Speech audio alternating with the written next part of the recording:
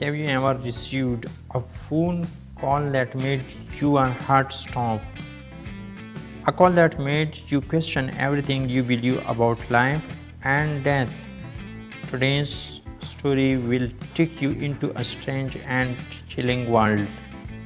A world where the voice of someone long gone speaks again. It is just a coincidence, a trick, or something far more mysterious. Get ready for goosebumps because this is the phone call from beyond the grave. It was a rainy evening in October, the kind of evening when the sky is dark even before night and the air feels heavy. The rain tapped on the windows and the wind made the old house creak. Sarah, a young woman in her late 20s, sat in her small living room. She was wrapped in a warm blanket, sipping tea and scrolling through her phone. She had been feeling lonely these days. Her best friend, Emma, had passed away only 2 months earlier in a car accident. It was sudden, tragic, and heartbreaking. Sarah and Emma had been friends since school. They shared secrets, dreams, and even silly little promises. One of their promises was strange but sweet. No matter where they are, even if one of us is gone, we'll find a way to talk again. At the time, they laughed about it. It sounded impossible. But now, Sarah often found herself thinking about that promise. At exactly 8:15 p.m., Sarah's phone rang. She looked at the screen. The name made her heart stop. It said, "Emma calling?" Sarah froze. She stared at the screen. Her hands trembled. She couldn't believe it. Emma's number had been disconnected after the funeral. She knew that because she had tried to call it once, only to hear the automated voice say the number was no longer in service. Her mind raced. Could someone be playing a cruel joke? Could it be a technical glitch? But the name on the screen looked so normal, as if Emma had just decided to call like she used to. Her heartbeat thundered in her ears. Slowly, with shaky fingers, she answered the call. "Hello?" Sarah's voice was barely a whisper. For a moment, there was only static. Then, very faintly, she heard a voice. "Sarah, it's me." Sarah gasped. It was Emma's voice, soft, familiar but different, as if it came from far away. "This isn't funny," Sarah said, tears already filling her eyes. "Who is this?" "It's me, Emma." The voice repeated. "I don't have much time." Sarah's breath caught in her throat. She wanted to believe it. Every thought of her heart wanted it to be real, but her mind screamed that it wasn't possible. "Emma, how?" she asked, her voice trembling. "I can't explain," Emma's voice said, "but I needed to tell you something. Remember our promise? I am keeping it. I found a way to call you. I am okay, I am safe, but I miss you." Sarah felt chills run down her spine. Her hands shook so badly she almost dropped the phone. Where are you? She whispered. There was a pause. Then Emma's voice came again, quieter. This time. It's peaceful here, no pain, no sadness. But I can't stay long. I just needed you to know I am still with you. Sarah's tears fell freely. I miss you so much.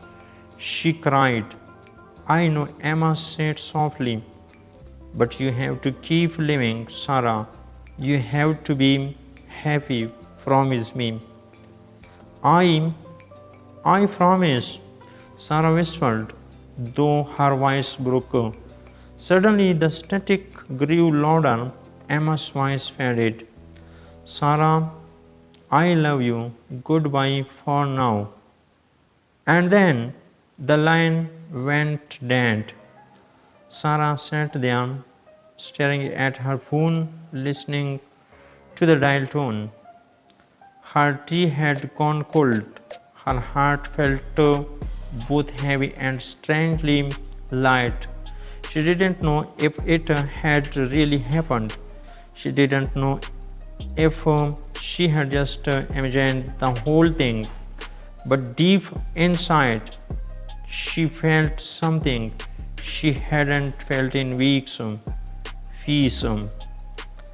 The days after, Sarah kept thinking about the call. She even checked her call history, and it was Emma's name and number. But when she tried to call back, the same automated message played. The number you have dialed is no longer in service.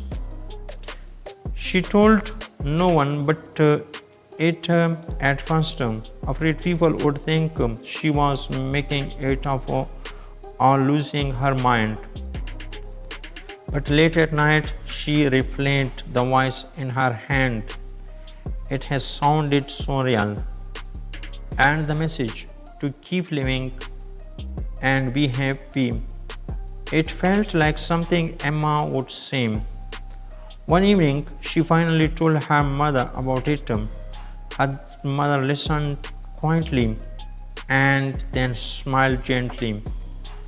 Sometimes her mother said, love is so strong, it breaks all the rules, even the rules of life and death. Sarah didn't know if it was a ghost, a miracle, or just her mind giving her comfort. But she decided it didn't matter. What mattered was the feeling that Emma was still watching over her. Strange little signs. Over the next few weeks, Sarah noticed little things. She would smell Emma's favorite perfume in her room, even though she didn't touch the bottle in months. A photo of them together that had been packed away somehow appeared on her desk. And one night she dreamed of Emma, not in a strange, blurry way, but as if they were truly talking, laughing, and holding hands. The dream felt as real as the phone call. When she woke up, she realized something. Maybe Emma wasn't completely gone. Maybe love really could reach across any distance. The mystery remains. Years later, Sarah still remembers that night. Technology experts might say it was a glitch. Skeptics might say it was grief playing tricks on her, but Sarah doesn't try to prove anything anymore. For her, that call was a gift, a message from a friend who kept her promise, even from beyond the grave.